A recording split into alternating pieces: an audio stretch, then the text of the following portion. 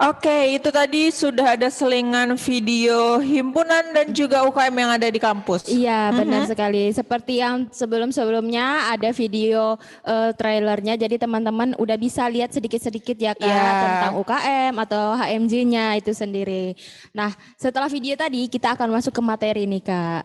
Untuk materi jangan lupa teman-teman dicatat ya materinya dan jangan lupa diisi buku Garda e-booknya gitu.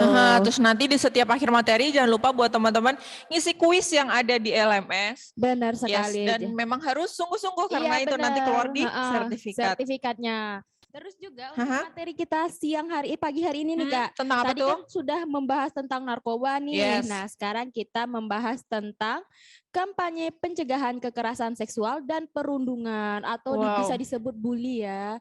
Oh, bullying gitu. Iya. Yes, benar. Karena Di era sekarang memang lagi ini banget gak sih? Lagi naik banget pembullying itu. Jangan sampai kita menjadi orang yang membuli Yes, gitu apalagi ya. juga seksual itu tadi karena kita memang sudah usia kita ya buat Benar harus sekali tahu untuk- itu udah bukan hal yang apa ya mungkin parno lagi itu udah bukan, tapi memang itu adalah edukasi juga yang harus kita pelajarin benar-benar. Jangan ya kan? sampai itu menjadi hal-hal yang miring, tapi jadikan ini adalah edukasi dan bagaimana cara teman-teman untuk mengatasi ke diri sendiri. Yes, Jangan benar. ke orang lain, ke diri sendiri aja dulu. Tameng ya. Iya benar sekali, tameng untuk diri sendiri, pagari diri sendiri dulu, baru mengajak orang lain. Yes, seperti betul itu. banget.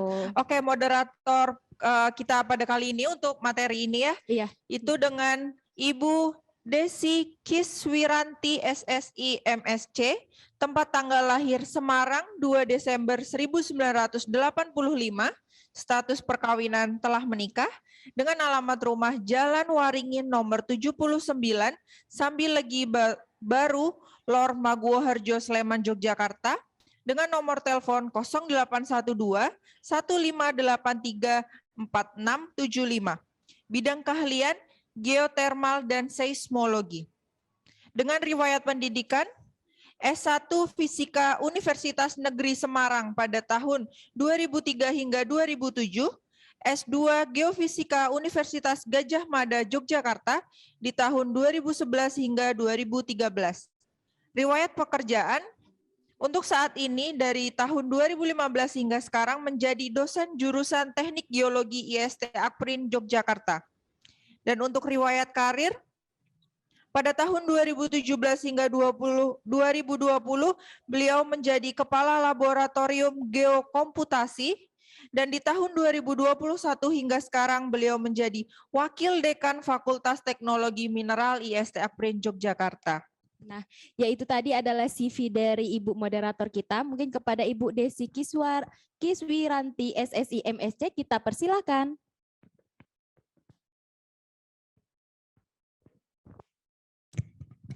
Baik, terima kasih. Assalamualaikum warahmatullahi wabarakatuh. Salam sejahtera bagi kita semua, Om Swastiastu, Namo Buddhaya, dan salam kebajikan. Perkenankanlah saya pada pagi hari ini untuk memandu acara webinar dalam rangka PKKMB Mahasiswa Baru tahun 2021 dengan tema kampanye pencegahan seksual dan perundungan atau bullying.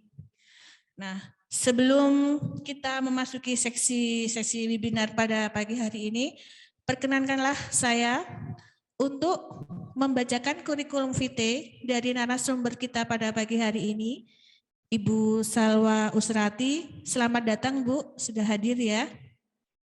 Oke, nama Ibu Salwa Usrati MPSI Psikolog, tempat tanggal lahir Taliwang 15 November 1988, statusnya sudah menikah dengan 2 orang anak, alamat Jalan Kaliurang, KM 10, Gondangan, Ngaglik, Sleman, nomor teleponnya 0821 3401 0603.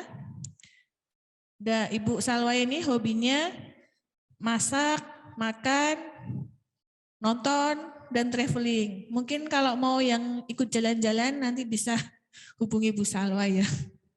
Oke, riwayat pendidikan beliau menempuh S1 di UAD, Fakultas Psikolog, pada tahun 2007 sampai 2011. kemudian menempuh pendidikan magister atau S2 di Universitas Islam Indonesia, Magister Psikolog Profesi Klinis.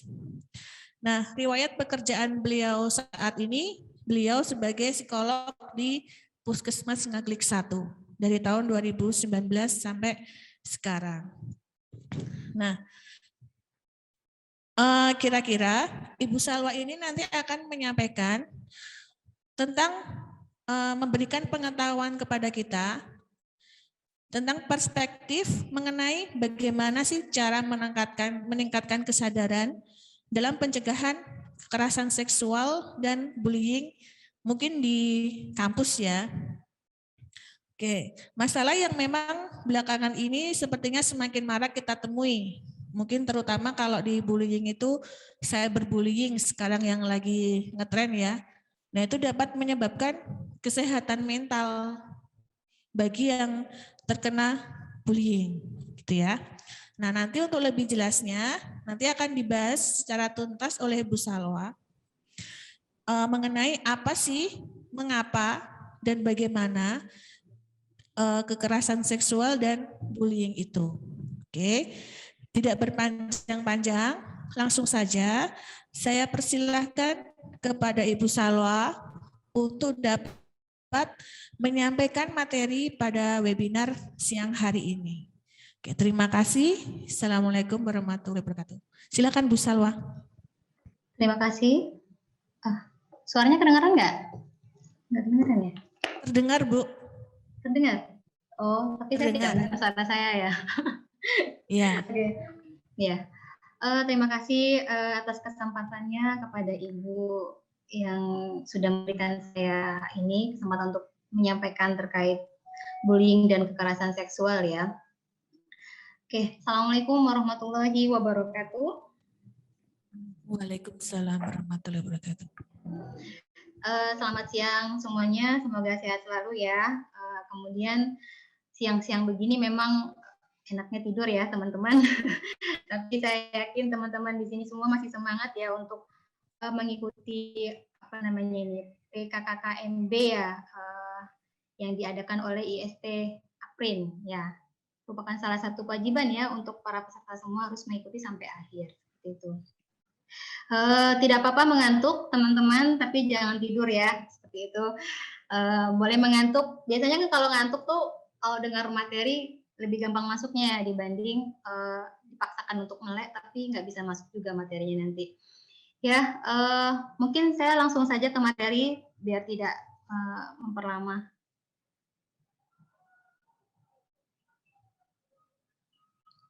Materinya ada nggak?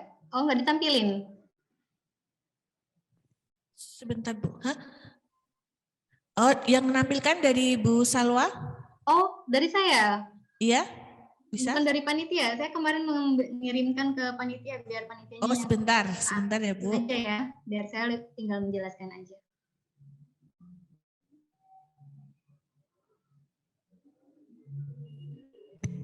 Oke, maaf teman-teman adik-adik mahasiswa, kita tunggu sebentar ya.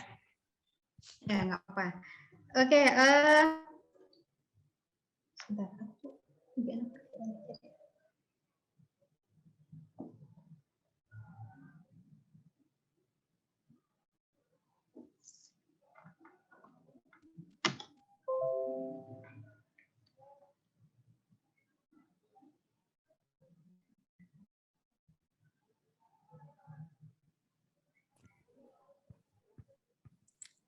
Adik-adik sudah terlihat ya materinya?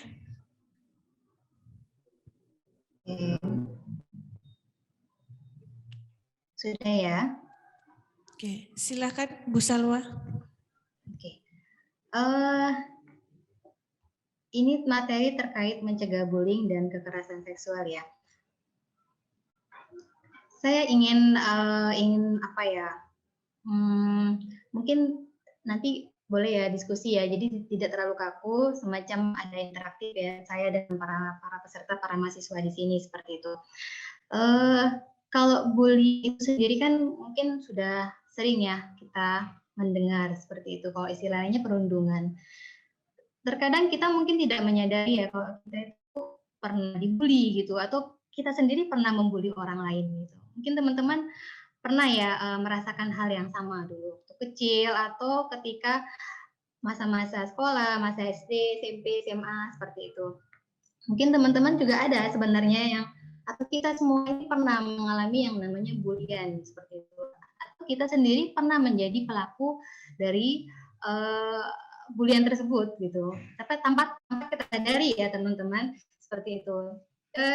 Saya jadi ingat dulu waktu saya SD, teman-teman saya dipanggil dengan julukan nama bapaknya gitu atau nama ibunya. Dan ternyata sebenarnya itu adalah bulian yang tanpa kita sadari ya, itu lebih kepada bulian verbal tadi. Oke, mungkin kita langsung masuk aja ya kepada materi definisi bullying itu sendiri ya. Ini menurut American Psychiatric Association ya. Bullying itu kan sebenarnya ada perilaku agresif ya. Dia harus punya 3 karakteristik di dalamnya.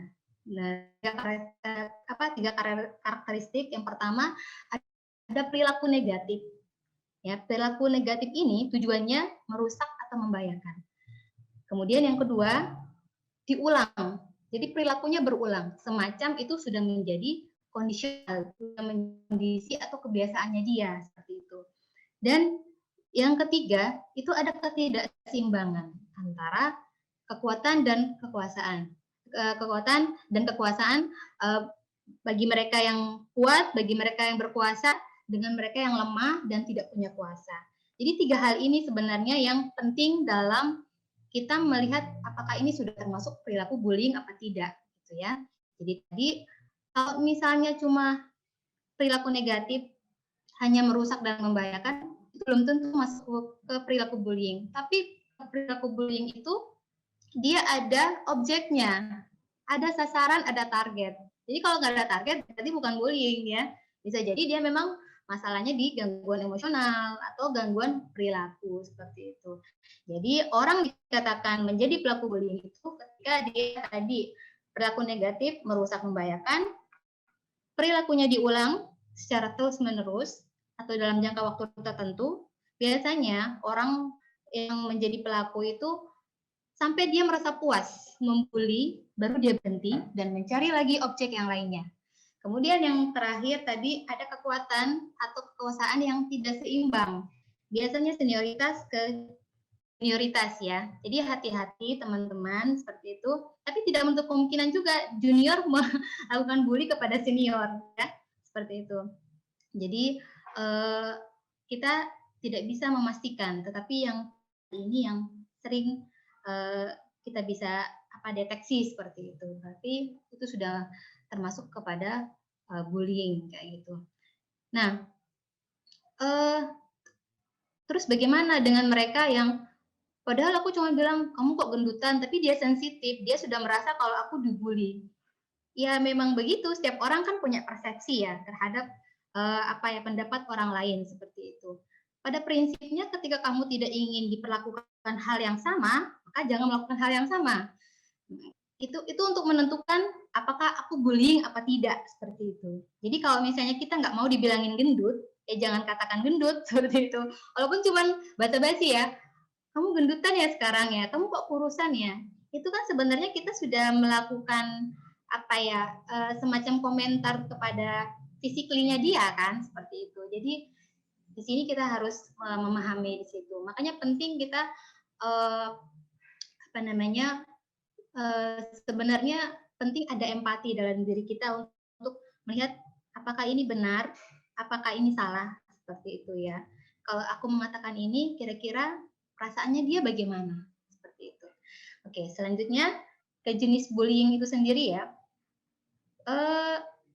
Awalnya 3, ternyata ada penambahan lagi 1 kepada yaitu cyberbullying ya, cyberbullying. Yang mana kalau cyberbullying itu kan memang perundungan terjadi di media sosial ya, di teknologi digital. Artis aja papan atas dibully gitu loh, apalagi kita yang nggak punya nama aja dibully gitu ya.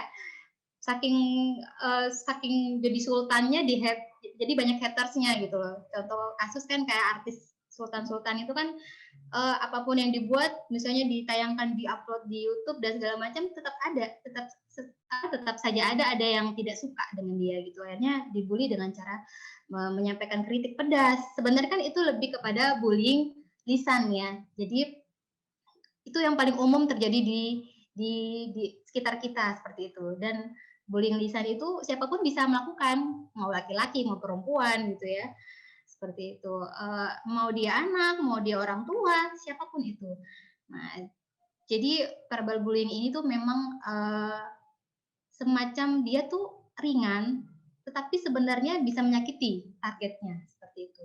Jadi kayak misalnya memberikan julukan tadi ya, julukan nama, kemudian mengkritisi pedas kayak gitu. Kemudian misalnya dengan kata-kata kotor seperti itu kan, memanggil dengan ya mohon maaf dengan kebun binatang, itu juga sebenarnya bulian yang tidak tepat sebenarnya.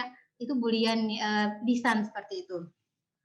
Kemudian kalau untuk fisik jelas ya, seperti menampar, kemudian mencubit, atau banyak yang memukul, kemudian menendang, itu jelas sekali. Untuk bulian fisik memang terlihat jelas. Maka kalau orang-orang yang mengalami pelecehan seksual atau kekerasan seksual, itu pasti yang pertama kali yang dibutuhkan adalah bukti visumnya mana gitu ya, bekas pukulannya di mana gitu, bekas cakarannya di mana. Karena kalau tidak ada bukti ya memang akan sulit untuk dibawa ke ranah hukum seperti itu. Kemudian yang terakhir itu ada bullying secara hubungan ya. Jadi di mana pelaku itu melakukan pengabaian. Bisa jadi orang tua itu melakukan bullying secara hubungan kepada anaknya. Jangan sampai jangan salah ya. Misalnya orang tua yang main HP, kemudian anaknya waktunya makan tapi diabaikan, itu bisa jadi orang tua tuh tidak menyadari gitu loh, bahwasanya dia sudah melakukan bullying secara hubungan. Jadi ada pengabaian atau pengisolasian, anaknya nggak boleh kemana-mana, di rumah aja gitu. Ya mumpung kalau sekarang kan lagi COVID ya, memang nggak boleh kemana-mana. Hanya saja kalau pada kondisi normal anak itu dibatasi geraknya. Jadi dia tidak boleh organisasi, tidak boleh mengikuti kegiatan-kegiatan yang ada di masyarakat seperti itu. Sebenarnya itu lebih membatasi gerak sih sebenarnya. Kalau untuk pengisolasian tadi itu, jadi itu sudah termasuk bullying secara hubungan seperti itu. Nah, biasanya yang sering mengalami ini tuh remaja gitu. Karena apa? Remaja itu masa-masa mereka mencari jati diri ya. Jati diri, ingin diakui, ingin diterima seperti itu. Dan ketika dia tidak mampu memenuhi standar atau harapan kelompok yang ada di geng tersebut atau di kelompok tersebut, dia bisa merasa terbuli gitu, dalam arti karena kelompok tersebut mengabaikan dia, kemudian dia tidak diterima atau dia diasingkan seperti itu ya. Jadi ternyata bullying secara hubungan banyak sekali ya terjadi di sekitar kita gitu, tanpa kita sadari loh teman-teman. Itu ya jenis bullying, jadi ada 4 tadi, ada secara lisan, fisik, hubungan, dan yang terakhir itu cyberbullying. Jadi cyberbullying tadi terkait dengan media teknologi tadi yang teman-teman gunakan. Jadi hati-hati ya menaruh status di WA juga tanpa disadari, mungkin orang merasa terbully gitu ya. Oke, selanjutnya. Ini ada semacam quote ya, words scar, rumors destroy, bully skill. Jadi begitu kata-kata, satu kata saja itu bisa membuat orang itu menjadi tersakiti ya dengan apa yang kita sampaikan. Nah, apalagi kita menyebarkan isu yang tidak tepat ya, tidak benar, kemudian kita menyebarkan fitnah, itu benar-benar memberikan beban psikologis sekali kepada korban. Jadi dia merasa hancur seperti itu. Nah, apalagi kalau kita sudah melakukan bully, yang namanya bully itu ujung-ujungnya pasti biasanya konsekuensinya lebih berat seperti itu.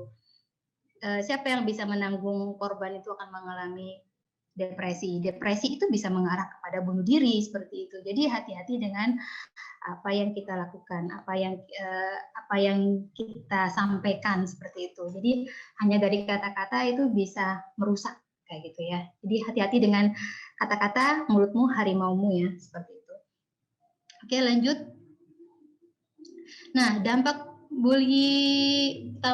bullying itu sendiri bagi korban, korban itu sering merasa marah terhadap dirinya sendiri.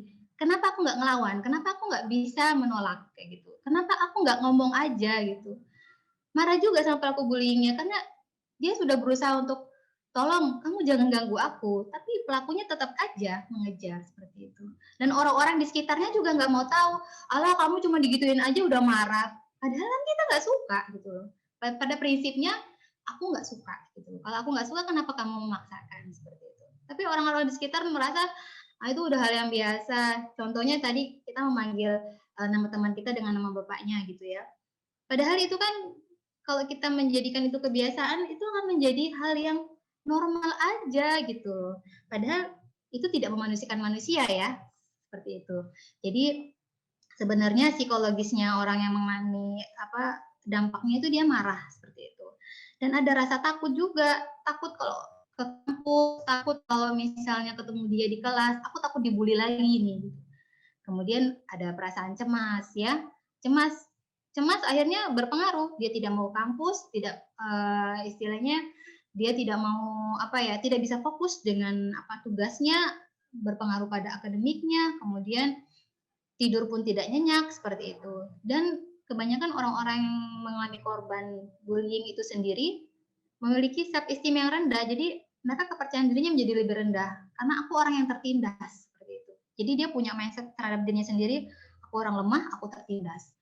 Nah, tapi dampak bagi pelaku nggak cuma korban aja ya yang punya dampak gitu, tapi pelaku juga punya dampak seperti itu.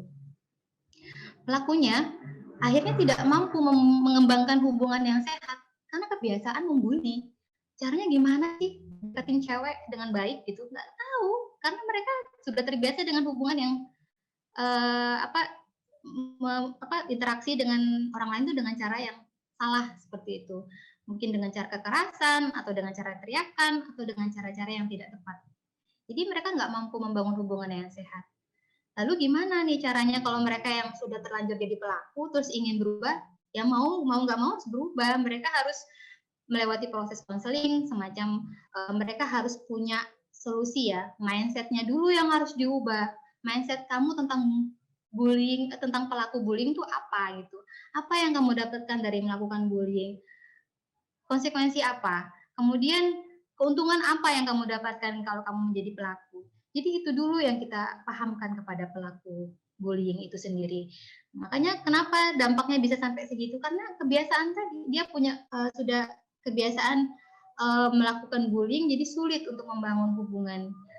Karena dia sendiri sudah kayak merasa, aku nggak pantas buat dia, karena aku jadi malah dia minder gitu loh, karena dia pernah menjadi mantan pelaku bullying seperti itu. Jadi minder, merasa tidak pantas ya, merasa bersalah. Akhirnya dia bingung untuk membangun hubungan yang baik seperti apa, seperti itu ya. Kemudian tidak memiliki empati. Karena terbiasa ini ya, dalam arti otak-otak maksudnya itu sinaps yang ada di otak itu terhubung gitu loh. Kita kan sebenarnya tergantung kebiasaannya. Jadi orang-orang yang dengan kebiasaan berperilaku baik biasanya akan memunculkan ini gitu, maksudnya perilaku yang baik juga gitu. Tapi kalau mereka dengan dari kecilnya memang sudah terbiasa dengan melakukan kekerasan, bulian gitu, itu akan susah biasanya untuk memiliki empati gitu. Jadi kayak mati rasa, dia nggak bisa punya hati nurani, dalam arti nggak bisa merasakan kesedihan, tidak bisa merasakan kasihan kepada orang lain. Karena itu tadi, pola yang dibangun dari kecil itu sudah pola yang berbau kekerasan, pola yang berbau balas dendam dan segala macam. Nah, dan dampaknya lagi dia menganggap dirinya kuat dan disukai, padahal belum tentu utuh seperti itu. Jadi kayak semacam ada kebanggaan ketika dia mampu mengalahkan atau mampu menindas orang-orang yang lemah buat dia seperti itu. Oke, lanjut. Nah, faktor-faktor penyebab terjadinya bullying.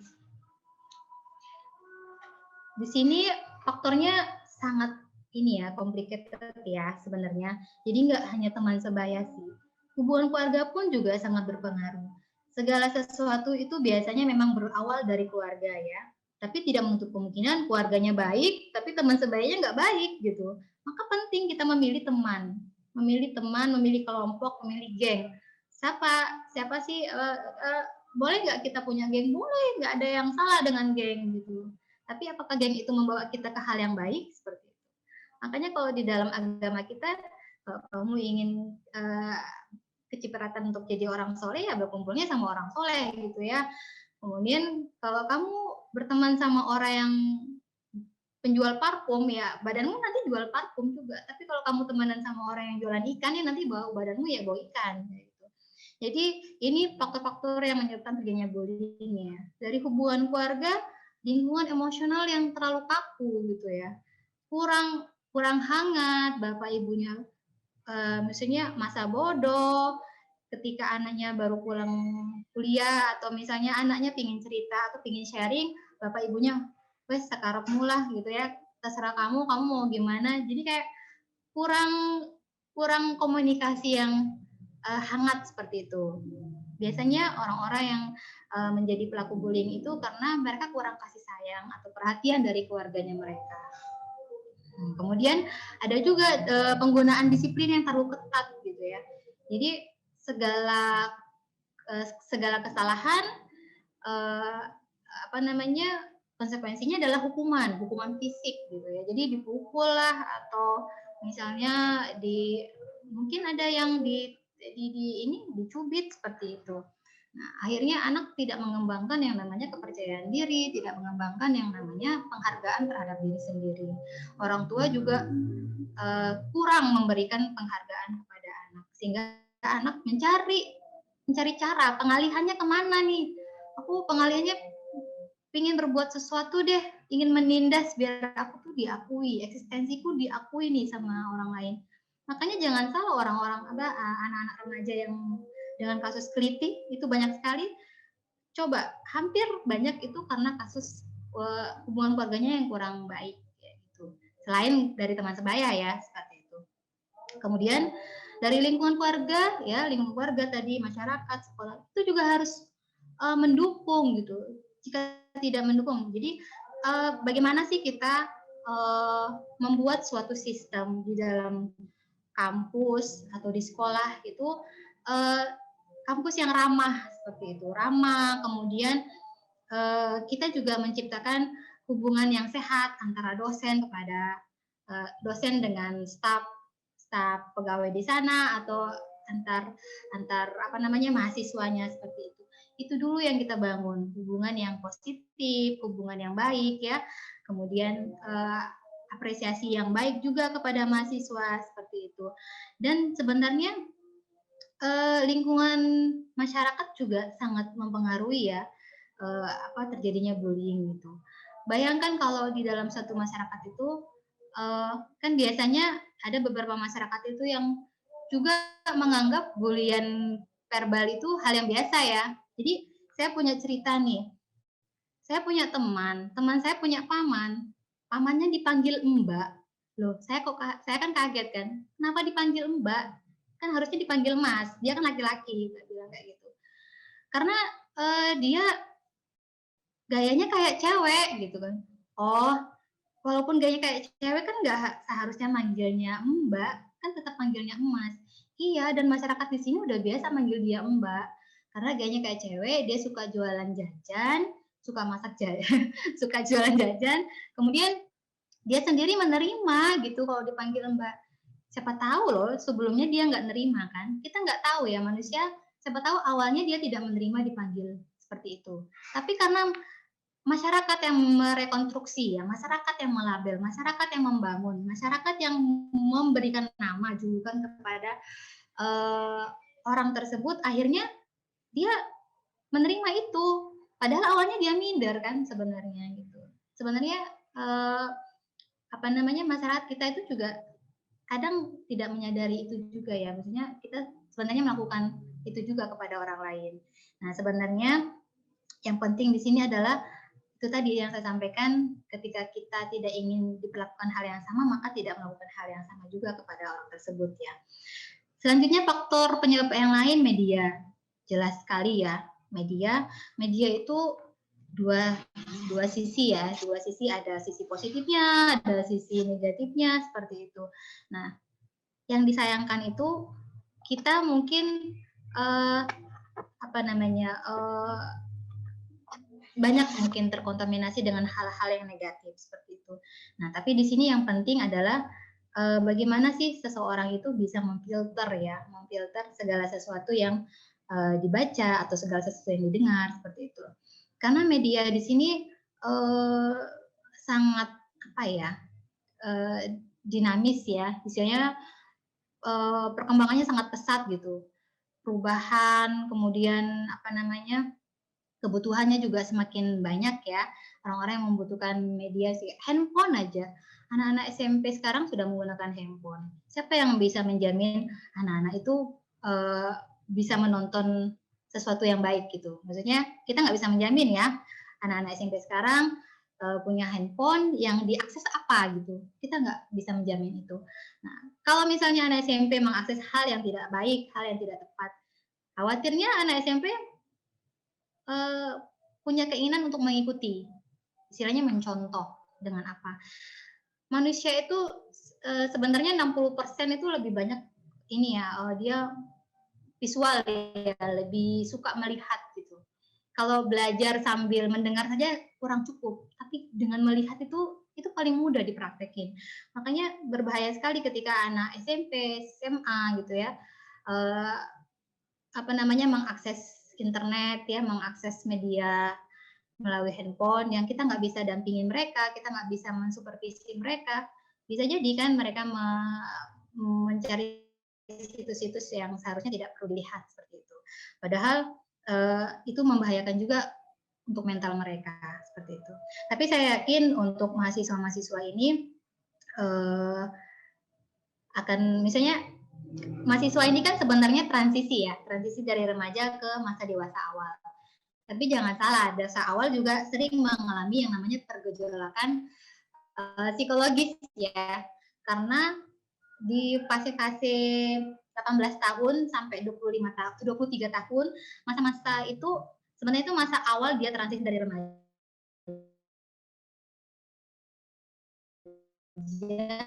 Kemudian mencoba trial dan error. Jadi salah terus coba lagi. Jadi kayak masih ada keinginan untuk mencoba banyak kayak coba sana sini seperti itu.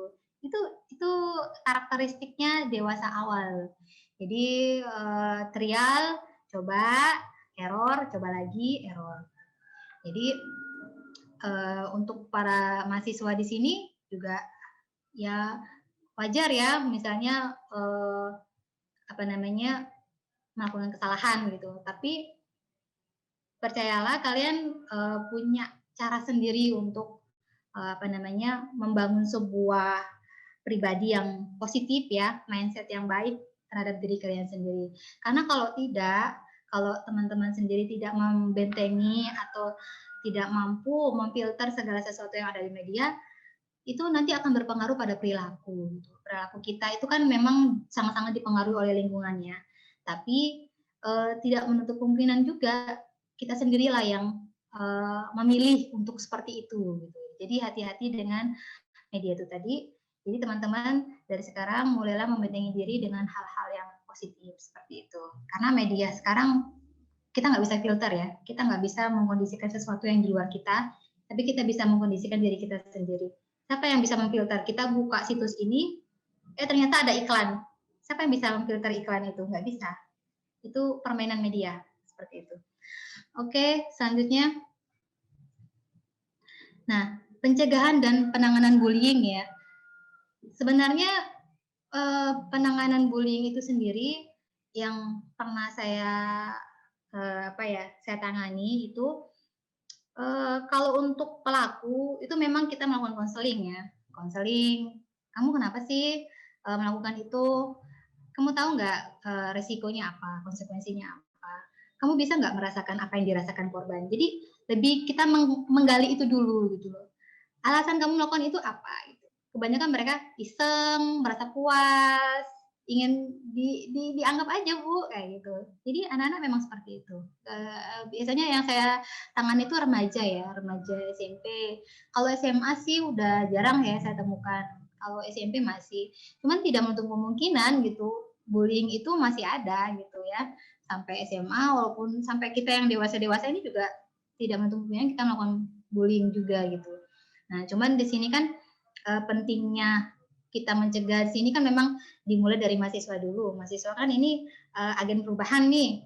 Teman-teman lah yang akan melanjutkan estafet ini gitu. Dalam arti teman-teman sudah mulai beranjak ke dewasa awal, teman-teman masih punya banyak tugas, catatan tugas untuk teman-teman semua untuk mendeklarasikan semacam stop bullying ya. Jadi dari proses dari organisasi bisa ya masuk dari organisasi atau panjenengan atau teman-teman membuat komunitas yang itu positif gitu, yang yang mendeklarasikan atau misalnya yang mengkampanyekan betapa bullying itu bisa membunuh. Dalam arti bullying itu perilaku yang tidak tepat atau perilaku negatif. Saya yakin teman-teman di sini semua nanti ketika sudah bergabung di ST Aprin bisa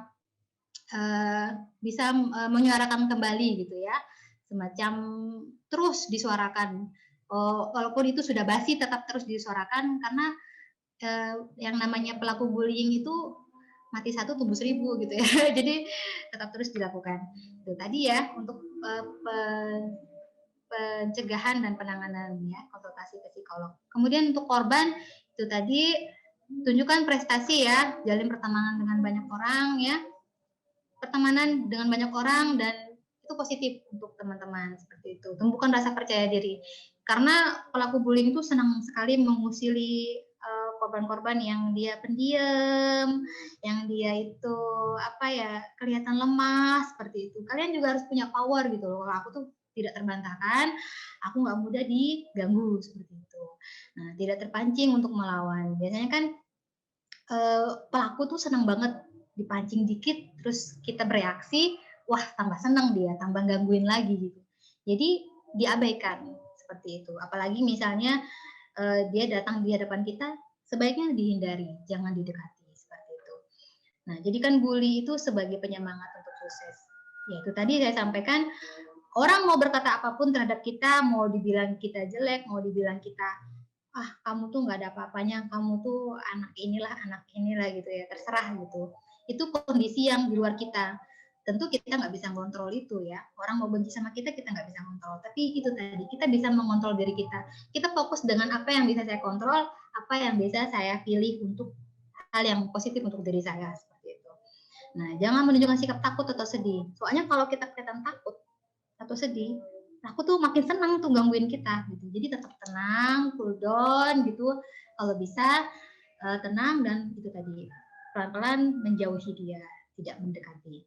Nah, yang paling lebih kerennya lagi, laporkan aja langsung ke pihak yang berwenang. Kalau misalnya di kampus memang ada semacam SOP ya, saya tidak tahu ya di IST Aprin mungkin ada semacam SOP atau prosedur penanganan ketika ada yang mengalami bullying atau misalnya kekerasan seksual. Itu akan lebih baik lagi gitu ya.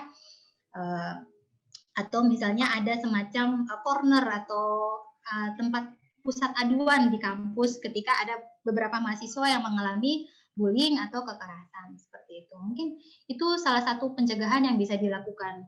Nah, selain itu ya memang kita sendiri harus bisa menjaga diri kita sendiri ya. Semacam kita berusaha untuk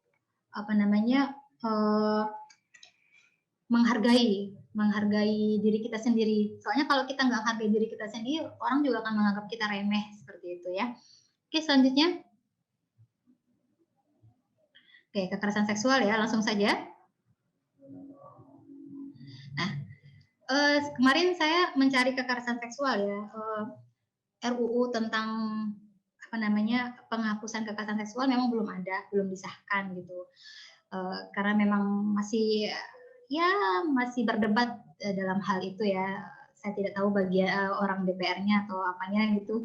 Tapi yang jelas RU-nya belum ada teman-teman seperti itu. Jadi ini saya mengambil dari WHO bahwasanya kekerasan seksual itu kalau diartikan itu seksual itu artinya itu adalah aktivitas yang berkaitan dengan seks ya. Jadi kalau misalnya kekerasan seksual berarti setiap tindakan yang itu ada tindakan seksual, ada usaha, tidak melakukan aja tapi ada usaha ya, usaha melakukan tindakan seksual, komentar ya atau menyarankan untuk berperilaku seksual yang tidak disengaja ataupun sebaliknya itu sudah termasuk pelanggaran kekerasan seksual ya. Jadi misalnya nih bersiul, ada cewek lewat bersiul, cantik, nomor HP dong gitu. Itu kan sebenarnya udah ada usaha kan untuk ke sana gitu. Nah, tapi kadang kita tidak menyadari bahwasanya itu mungkin kita merasa apaan sih aku kok semacam disuilin gitu, kenapa ya? Kadang cewek kan baper atau GR, tapi jangan salah itu sebenarnya sudah mengarah ke kekerasan seksual karena sudah ada usaha gitu ya, seperti itu. Jadi teman-teman wanita ya jangan bangga ketika disiulin sama cowok seperti itu. Seharusnya tidak suka gitu loh ya, harusnya menunjukkan ketidaksukaan. Nah, dan pada prinsipnya di situ ada paksaan ya. Jadi ada tindakan seksual dan tanda kutip paksaan. Terus bagaimana dong sama mereka yang mau sama mau gitu loh? Ya itu masuk kekerasan seksual tapi sudah beda istilah. Itu masuknya ke gangguan seksual gitu ya. Mungkin teman-teman pernah mendengar film yang 50 Shades of Grey gitu ya. Itu kan yang cowoknya kan memang dia mengalami gangguan seks ya. Seperti itu. Jadi itu beda lagi. Itu sudah kegangguan, sudah kepatologis gitu. Tapi kalau kekerasan seksual di sini ya memang adanya unsur paksaan atau intimidasi yang orang itu tuh nggak mau dilecehkan atau diperlakukan seperti itu ya.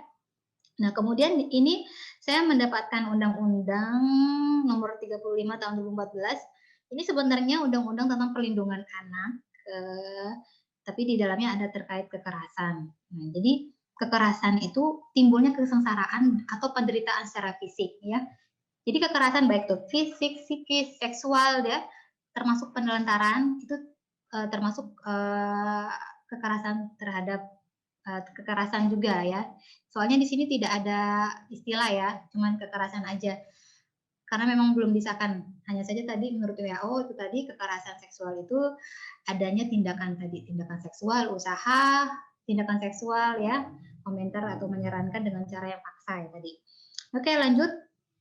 Data tahun 2011 sampai 2019 ya, data dari Komnas Perempuan ya. Ada 46.658 kasus kekerasan seksual yang terjadi. Nah, itu ya teman-teman. Jadi kita tidak menyangka ya ternyata banyak juga ya kasusnya ya. Terus bagaimana dengan kasus kekerasan seksual di kampus? Selanjutnya. Halo, selanjutnya. Nah, menurut Lentera Sintes Indonesia ya, sebenarnya data yang ada di kampus itu relatif kecil, namun menggambarkan fenomena gunung es. Jadi belum kelihatan aja gitu. Jadi sebenarnya banyak mahasiswa itu yang mengalami kekerasan seksual. Kita nggak tahu ya, entah itu bisa dengan temannya sendiri atau mohon maaf ada dari pihak dosen atau dari staf pegawai seperti itu. Jadi kita tidak boleh menganggap ini remeh seperti itu. Memang data yang diekspos itu kecil, relatif kecil, sangat kecil gitu ya. Tapi itu tadi bisa jadi itu belum terkuak aja gitu. Karena demi menjaga nama baik kampus itu juga perlu dipertimbangkan mungkin. Makanya tidak terekspos keluar seperti itu. Jadi ketidakan sistem itu bisa jadi karena bisa jadi kampus belum ada gitu ya untuk sistem misalnya penanganan yang jelas terkait kekerasan seksual itu seperti apa sih seperti itu, akhirnya tidak terkuak seperti itu. Atau apa namanya, saya mau ngomong apa ya, saya lupa. Atau memang kampus tidak punya apa ya, apa namanya, itu tadi penanganan yang jelas ya terkait kalau misalnya ada kasus seperti ini mau akan seperti apa itu tidak ada kejelasan seperti itu. Jadi kayak mungkin teman-teman sudah pernah baca ya. Mungkin nanti saya harap teman-teman nanti setelah sesi saya gitu ya, kalau ada waktu buka searching di Google ya terkait kekerasan seksual yang terjadi gitu ya, terjadi di kampus. Ini hanya sebagai pembelajaran kita aja, bahan bacaan kita saja ya, bukan berarti kita akan menjadikan sebuah kampus, tidak, tetapi kita juga punya pengetahuan tentang itu, seperti itu ya. Oke, selanjutnya oke, ini tadi Lentera Sintas Indonesia 93% enggan melaporkan ya korbannya. Kenapa? Takut disalahkan, takut tidak didukung keluarga, ada ancaman atau intimidasi. Takut disalahkan, siapa suruh kamunya berpakaiannya kayak gitu ya. Biasanya kan ada ya wanita malah yang disalahkan cara berpakaiannya gitu. Siapa suruh kamu yang menggoda cowoknya gitu. Jadi malah korbannya yang disalahin. Makanya enggan melaporkan gitu ya. Saya punya kasus mahasiswa, salah satu mahasiswa itu dia mengalami yang namanya pelecehan seksual. Nah, jadi ada yang unik nih, pada awalnya dia tidak suka, tapi pada akhirnya dia jatuh cinta dengan pelaku. Itu juga berbahaya gitu. Itu masuk ke sindrom yang istilahnya sindrom Stockholm ya. Jadi masih ingat ya kisah perampok itu apa? Aku lupa ya. Itu kisah yang dia itu terperangkap jatuh cinta dengan pelakunya malah gitu ya. Karena dia merasa pelakunya itu disayang, maksudnya itu pelakunya itu menyayangi dia, menjaga dia, ngasih dia makan. Padahal itu salah gitu ya, seperti itu. Maka di sini perlu ya kita membedakan antara hubungan yang sehat sama hubungan yang tidak sehat ya teman-teman. Nanti teman-teman akan memasuki dunia perkuliahan, tentu ya ada rasa suka ya, maksudnya lihat temannya, maksudnya lihat jenis kelamin yang lain, maksudnya suka gitu.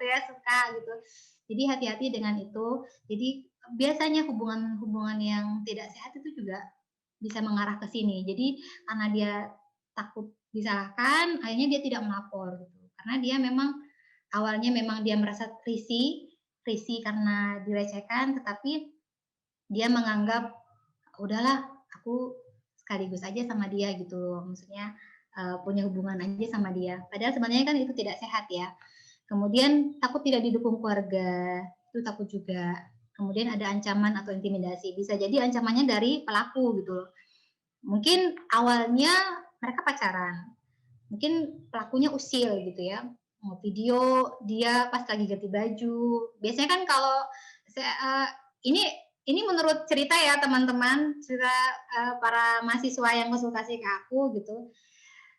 Hampir mereka yang berpacaran itu sudah melakukan hubungan seks ya teman-teman gitu, dan aku tidak membenarkan itu gitu, hanya saja aku menyampaikan konsekuensi kalian melakukan hubungan seks itu tentu sangatlah ini ya berat gitu konsekuensinya, pertanggungjawaban kalian terhadap agama kalian dan ke diri kalian sendiri seperti itu.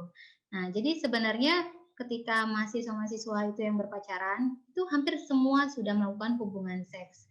Nah, mungkin ketika mereka masih pacaran, si cowok ini mungkin sempat melakukan hal-hal yang dia merekam atau memfoto. Nah, atau misalnya kisah-kisah percintaan mereka, kalau kamu nggak mau melakukan hubungan seks sama aku akan share di grup kalau kamu pernah berhubungan badan sama aku. Jadi kayak si cewek itu jadi takut gitu. Akhirnya memuaskan lagi tuh hasrat seksualnya pelaku gitu. Jadi makanya saya menyampaikan di sini, mumpung teman-teman masih muda ya, masih banyak hal yang perlu dipelajari di masa muda teman-teman.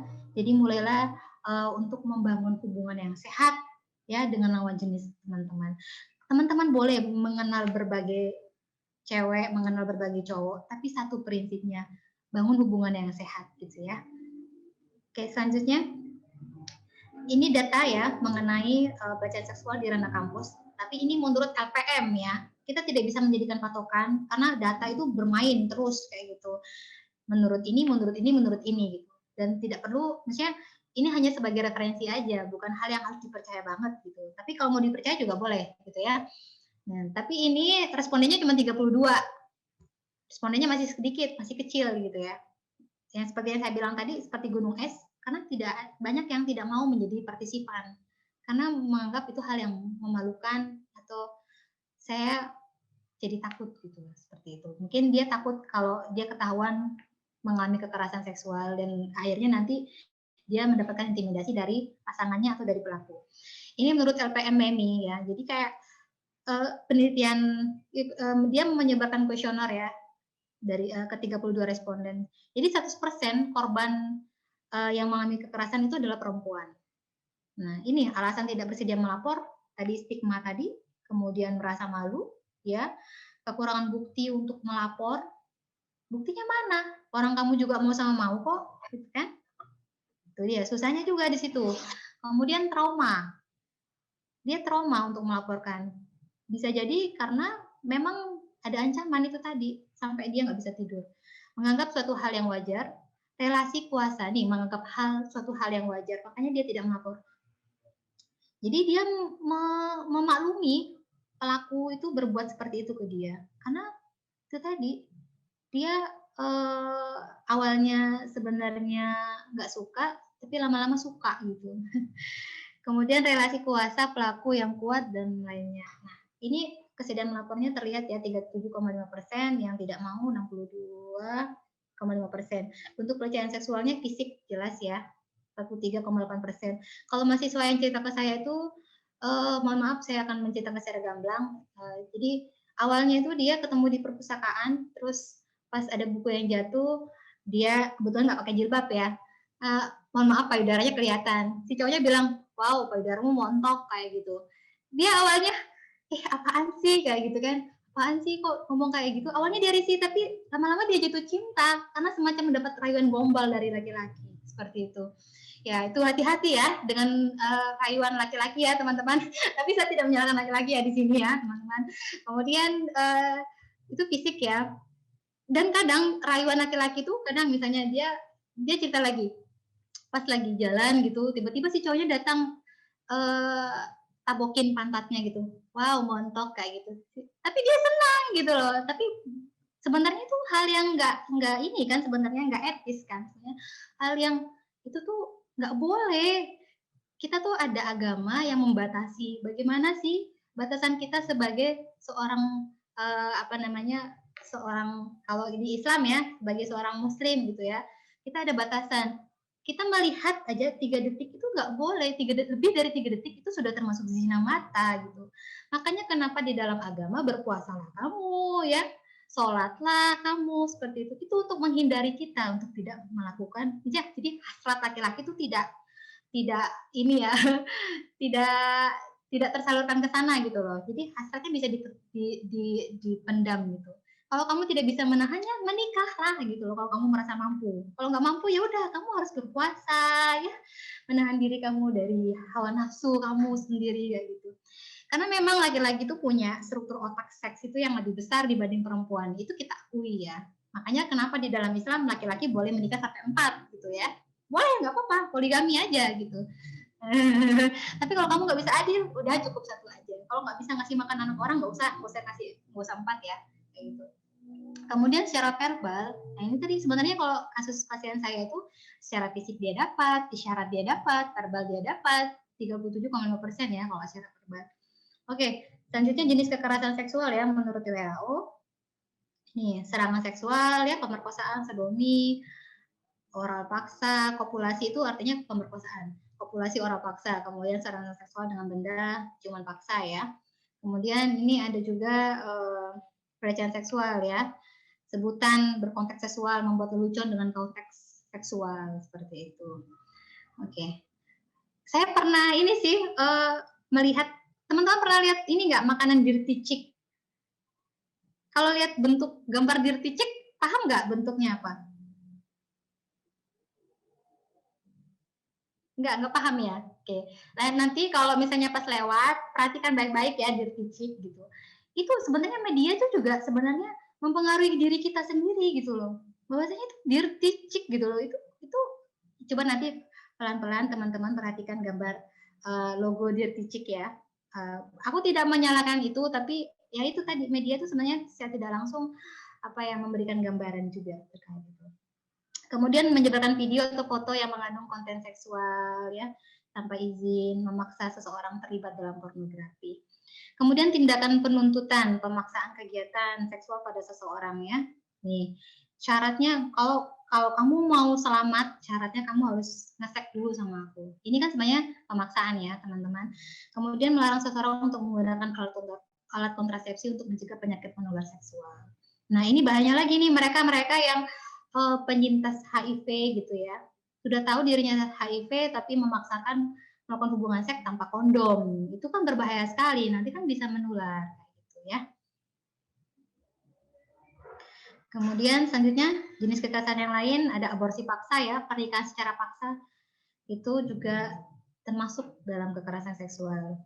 Pelacuran, kemudian ini kekerasan pada organ seksual termasuk. Nah, pemeriksaan wajib terhadap keperawanan. Saya tidak tahu ya, di Indonesia masih ada nggak ya kayak gitu?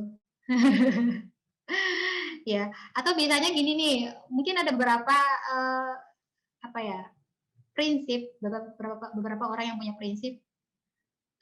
Aku mau nikah sama kamu kalau kamu periksa dulu tuh keperawananmu gitu. Kamu masih perawan apa enggak gitu kan? Juga ada seperti itu. Sebenarnya itu sudah termasuk ke kekerasan ya, seperti itu. Faktor risiko. Nih, jelas ya, faktor risiko dari jenis kelamin ya. Biasanya perempuan lebih banyak, usia itu malah kebanyakan yang mengalami kekerasan seksual, biasanya 15 tahun ke bawah. Biasanya. Kebanyakannya ya. Tapi tidak menutup kemungkinan usia 15 tahun ke atas juga banyak. Kenapa kok bisa ya gitu? Karena itu usia 15 tahun ke bawah itu kan dia lebih didominasi oleh perasaan atau emosi. Jadi kalau diiming-imingi sama sesuatu itu dia senang gitu. Intinya dia mendapatkan kenyamanan, kesenangan. Akhirnya dia mau gitu. Makanya kebanyakan usia-usia anak ya mengalami kekerasan. Karena mudah ditipu gitu. Kalau teman-teman yang udah SMA sudah kuliah kan sudah tahu ya mana yang baik mana yang buruk. Jadi insya Allah lah ya terhindar dari faktor risiko itu. Kemudian tingkat ekonomi, biasanya ekonomi rendah. Jadi kalau orang tuanya bekerja, nggak ada yang ngawasin gitu, itu kemungkinan terjadi kekerasan seksual. Jadi anaknya sendiri di rumah, cewek lagi gitu ya, terus bodinya montok gitu ya, itu mengundang itu orang-orang yang hasrat seksualnya nggak bisa ditahan itu bisa mengundang kekerasan seksual. Tingkat pendidikan juga jelas ya. Jadi orang-orang yang punya pendidikan tinggi itu justru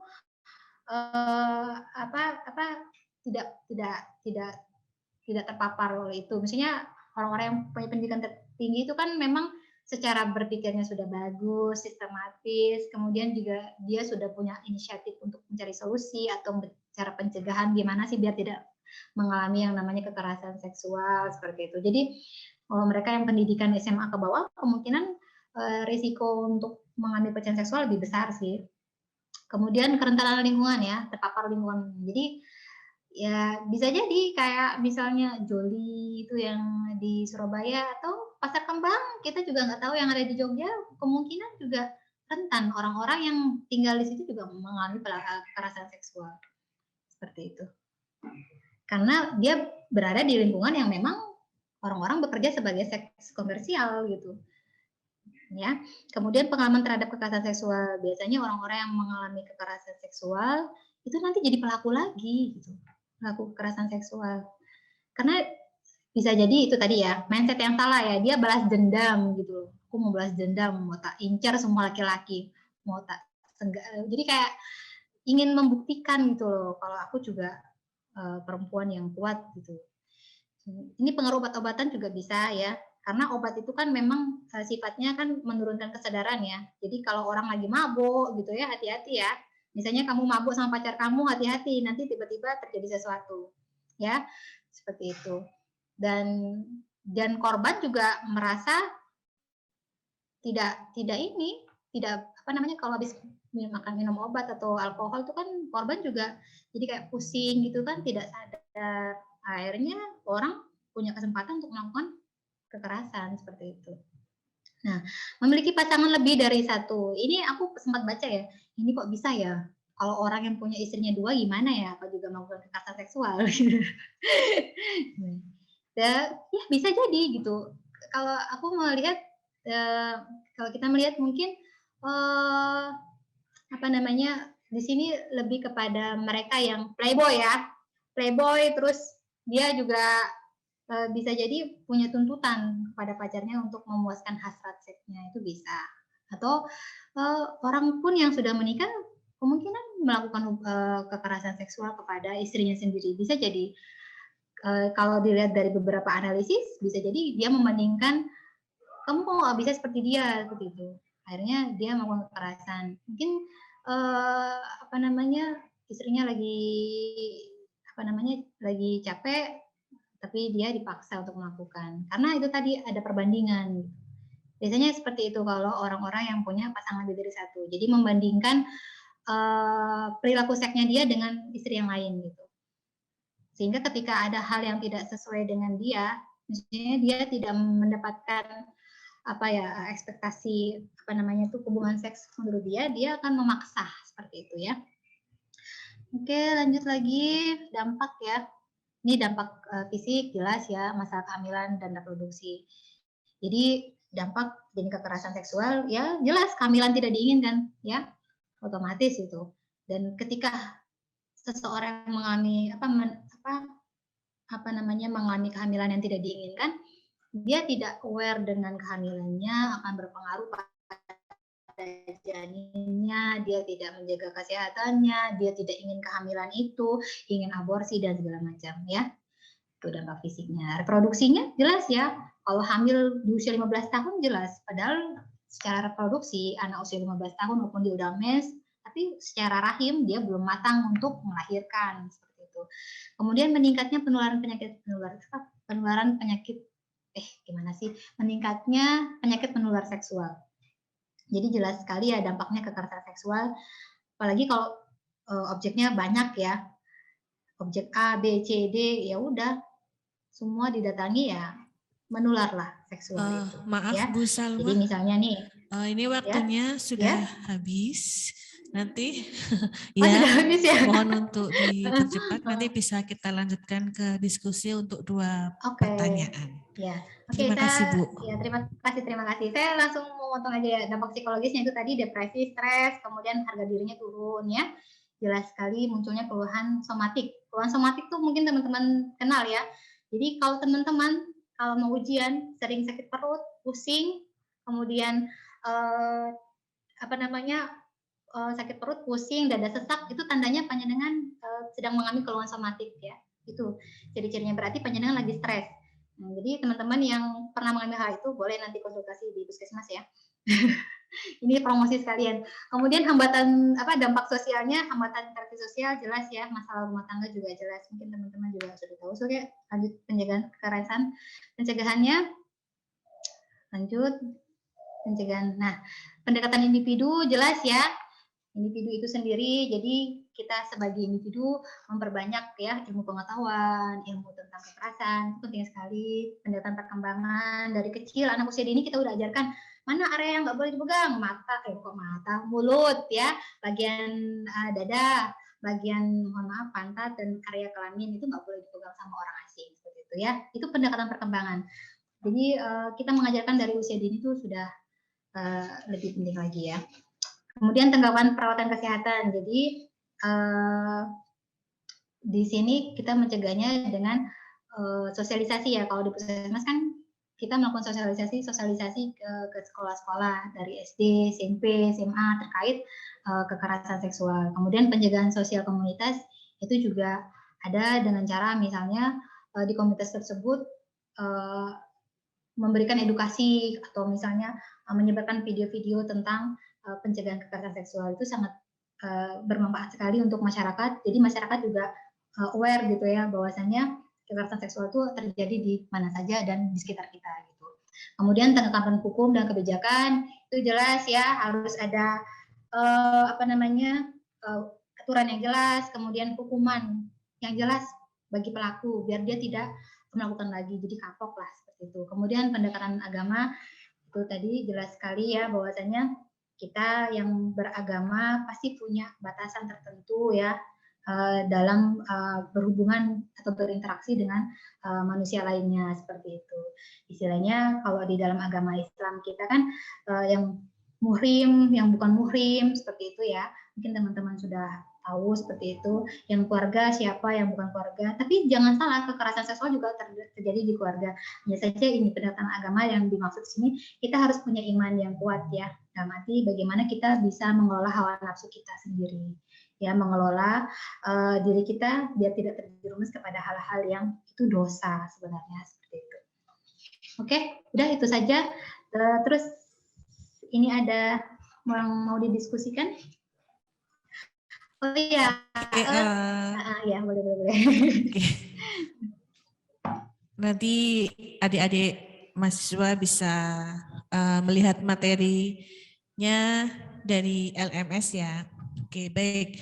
Terima kasih Bu Salwa atas pemaparan materinya yang sangat lengkap.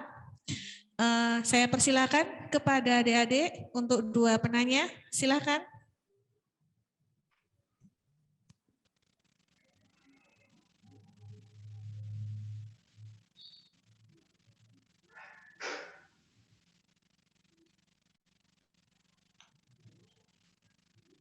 Assalamualaikum warahmatullahi wabarakatuh.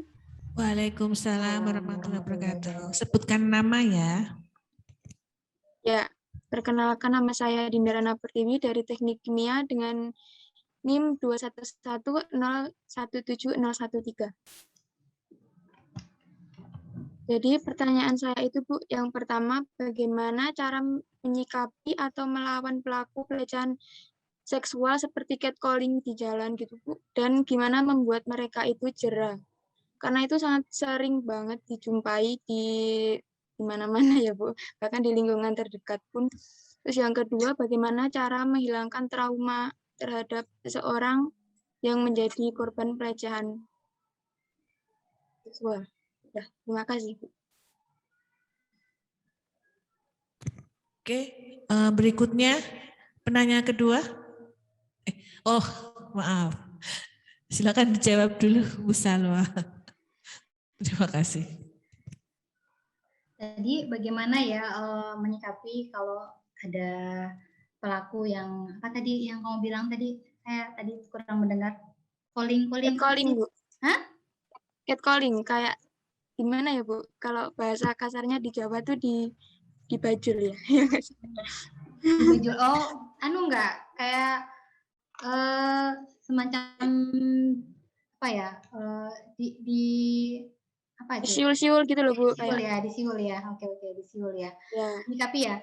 Itu tadi saya sampaikan ketika ada siulan gitu atau misalnya tertujunya kepada kita ya, kayak semacam sapaan yang tertuju kepada kita, menyikapinya memang kita hanya bisa menyikapi dengan mengabaikan gitu. Kalau kita merespon, itu akan dia lebih senang lagi ketika merespon. Jadi kunci salah satunya adalah mengabaikan dan tidak memperhatikan yang memanggil gitu.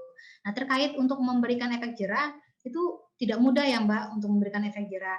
Jadi harus terus dideklarasikan. Macam kita itu memberikan, makanya tadi saya bilang seandainya ada aturan yang jelas ya di masyarakat kita gitu, orang-orang yang melakukan ini pelecehan atau misalnya melakukan kekerasan itu harusnya ada aturan yang jelas. Seperti itu. Karena itu tadi kita kadang sulit untuk memberikan efek jera kepada mereka kalau kita nggak punya aturan yang jelas tadi.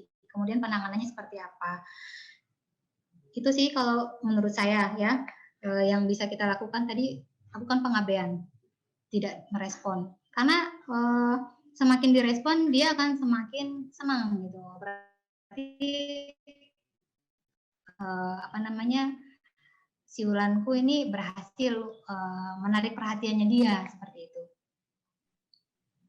Oke. Kemudian untuk menghilangkan trauma korban pelecehan seksual itu saya biasanya adalah dengan saya tidak langsung ke inti, ini mungkin saya sedikit bercerita ya tentang penanganan kasus yang trauma itu. Tergantung usianya, Mbak. Jadi usia setiap anak, misalnya usia itu mempengaruhi juga intervensi yang kita berikan.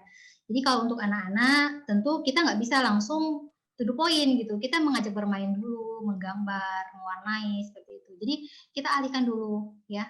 Karena kalau kita sudah langsung ke sana, itu anak akan menimbulkan trauma lagi gitu. Nah, beda kalau ini dengan dewasa. Kalau dewasa, dia biasanya udah langsung menceritakan. Aku tiba-tiba kepikiran tentang kejadian itu gitu. Ya, kalau itu kita akan lebih menelusuri gitu ya, menelusuri perasaannya dia, emosinya dia saat dia mengingat masalah tersebut.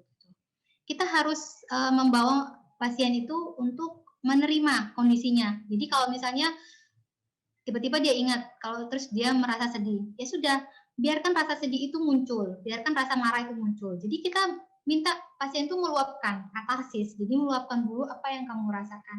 Kita kasih dia ruang. Biasanya saya melakukan semacam ada yang dia berdialog dengan kursi kosong atau bisa dengan cermin. Ya itu metode yang saya lakukan ya. Jadi kalau untuk menghilangkan trauma itu memang berproses ya, tidak bisa sekali konseling langsung selesai gitu. Itu butuh berbulan-bulan untuk untuk memulihkan gitu, sampai bertahun-tahun gitu. Pada prinsipnya yang kita hilangkan itu adalah perasaan ketidaknyamanan itu dan ingatan terkait itu.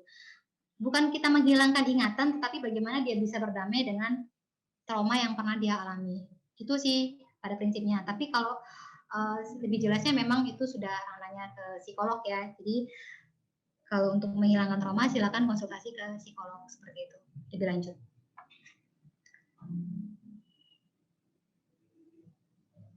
Ada lagi? Oke, mungkin satu penanya lagi. Silakan.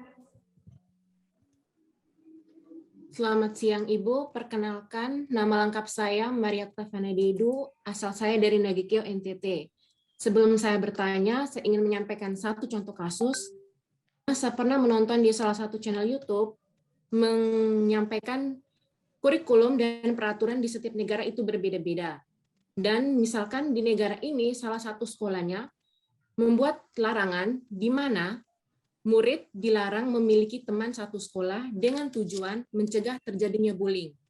Tetapi menurut saya itu akan mempengaruhi lingkungan sosialnya karena kurang beradaptasi dengan sesama. Jadi yang ingin saya tanyakan, bagaimana pendapat Ibu tentang situasi tersebut? Terima kasih Ibu.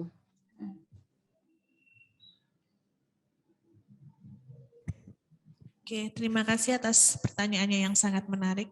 Silakan Bu Salwa untuk ditanggapi. Terima kasih. Ya, itu di budaya luar negeri ya Mbak. Misalnya di mana itu budayanya? Maksudnya itu di negara mana seperti itu? Kurang lupa Ibu, soalnya nontonnya sudah sangat lama. Oh, sudah sangat lama ya. Oke. Tapi bukan di Indonesia ya Mbak? Bukan. Bukan. Oke. Nah, itu tadi kadang yang namanya aturan ya, kita tidak bisa istilahnya memaksakan budaya tertentu sama dengan budaya kita. Apalagi kalau aturan itu, jadi sebenarnya kita lebih fleksibel. Jadi menyesuaikan dengan aturan yang ada. Kalau di Indonesia kan memang aturan seperti itu nggak ada gitu, karena memang kita manusia, kita yang di Indonesia ini kan memang tipikal orangnya kan humble, suka gotong royong, suka bersosialisasi seperti itu. Tidak masalah kalau memang itu sebuah aturan. Ketika misalnya aturan itu tidak bisa teman-teman ikuti, ya sudah, berarti jangan sekolah di situ gitu ya. Mati seperti itu ya. Jadi kadang segala aturan itu pasti ada sisi positif, ada sisi negatif ya. Selama teman-teman bisa menyesuaikan. Kalau teman-teman bisa menyesuaikan dengan keadaan, misalnya aku akan sekolah di situ, jadi tergantung kebutuhan ya teman-teman. Kalau teman-teman merasa aku di situ nggak apa-apa, itu akan lebih aman buat aku karena di situ aturannya nggak boleh punya teman satu sekolah gitu. Ini untuk mencegah biar tidak terjadi bullying. Ya nggak apa-apa gitu. Tapi kalau di tempat yang lain aturannya tidak sama, ya sudah kita harus menyesuaikan juga gitu dengan apa namanya, dengan aturan yang ada. Tapi bukan berarti aturan itu lebih baik atau lebih buruk gitu, enggak gitu. Itu hanya lebih ke perbedaan prinsip ya, perbedaan kebutuhan aja. Kamu butuhnya yang kayak gimana? Kalau kamu butuhnya yang kayak gitu ya silakan masuk ke ranah itu, masuk ke lingkungan sekolah yang seperti itu. Hanya saja konsekuensinya memang kamu nggak punya teman dekat di sekolah, tapi kamu punya teman dekat yang di tempat yang lain. Tetapi misalnya aku nggak mau sekolah di situ, aku mau sekolah yang lain, aku mau sekolah yang membebaskan aku berteman dengan siapa saja, ya silakan gitu. Tapi konsekuensinya kamu juga harus siap dong ketika ada orang yang membuli kamu atau dia berusaha untuk menjelek-jelekan kamu. Berarti kan kita juga harus punya tameng ya, harus punya benteng diri yang kuat juga gitu. Jadi saya pikir pendapat saya terkait itu sah-sah saja, tidak ada masalah gitu, selama kita bisa menyikapinya dengan baik, kemudian sesuai kebutuhan kita, sesuai dengan keinginan kita, seperti itu aja sih. Terima kasih Ibu untuk jawabannya. Ya, sama-sama. Oke, mungkin satu pertanyaan lagi ya, Bu Salwa. Ya, Silakan.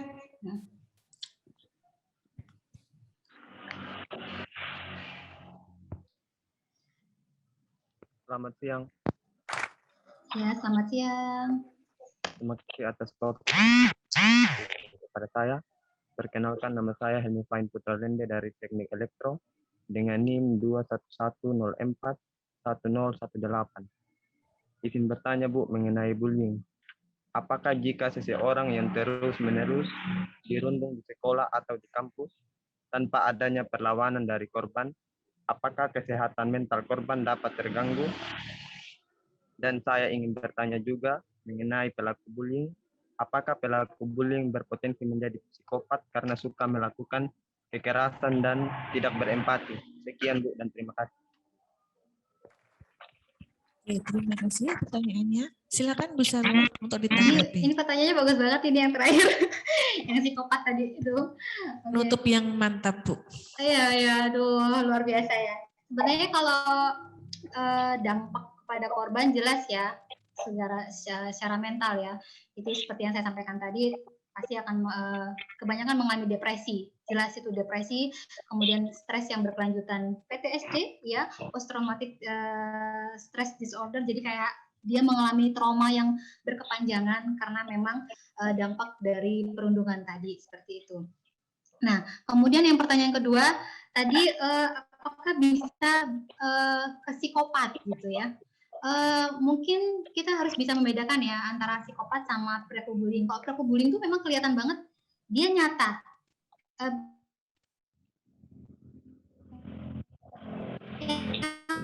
Membedakan antara bullying dan psikopat itu adalah kalau orang psikopat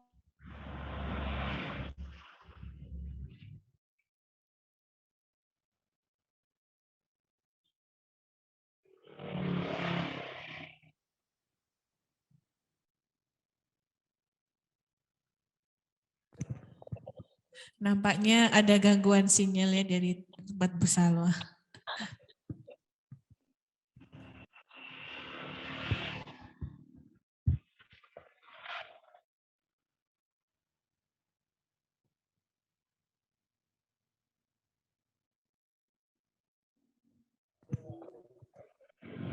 Kita tunggu sebentar ya, biar jaringan dari pemateri kita stabil dulu.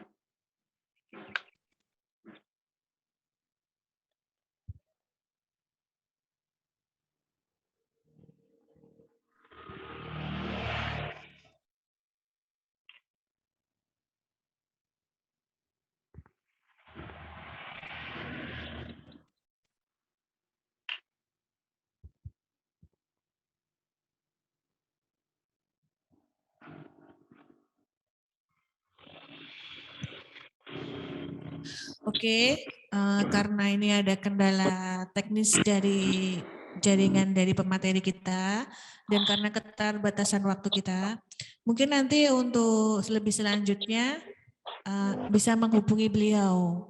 Kan nanti akan dicantumkan kontak personnya, ya. Nanti kalian bisa konsultasi dengan beliau atau bisa datang langsung ke Puskesmas Ngaglik 1. Itu letaknya di Jalan Kaliorang. Kalian bisa langsung konsultasi dengan Bu Salwa jika berada di Jogja. Oke, untuk menutup sesi kali ini, saya ingin closing statement sebentar ya.